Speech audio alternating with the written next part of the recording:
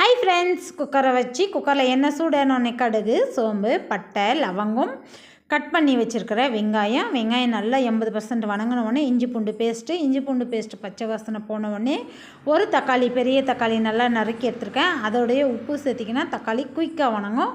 தக்காளியை நல்லா வணக்கிக்கலாம். அதுக்குள்ளே வணங்குறதுக்குள்ளே தேங்காய் போய் நைஸாக ஆட்டி எடுத்துகிட்டு வந்துடுறேன். பாருங்கள், 80% தக்காளி வணங்கிடுச்சு. மஞ்சள், 1 ஸ்பூன் மிளகாய் தூள், 2 ஸ்பூன் தனியாத்தூள், 1 ஸ்பூன் கரம் மசாலா அதையும் சேர்த்துட்டு அடிப்பிடிக்கும். கொஞ்சமாக தண்ணி சேர்த்திக்கோங்க, கிளறிக்கோங்க. அடிப்பிடிக்காத அளவுக்கு கிளறிக்கோங்க.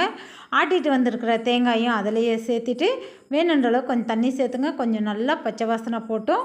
பச்சை வாசனை போன உடனே நம்ம 8 மணி நேரம் நல்லா தண்ணியில் ஊற வச்சுருக்கிற பச்சை பட்டாணியும் சேர்த்திட்டு நம்மளுக்கு வேணுன்ற அளவுக்கு தண்ணி சேர்த்தி குக்கரை மூடி போட்டு ஒரு 4 விசில் விட்டு எடுத்தால் என்னோடய ஸ்டைலில் பட்டாணி குழம்பு ரெடி.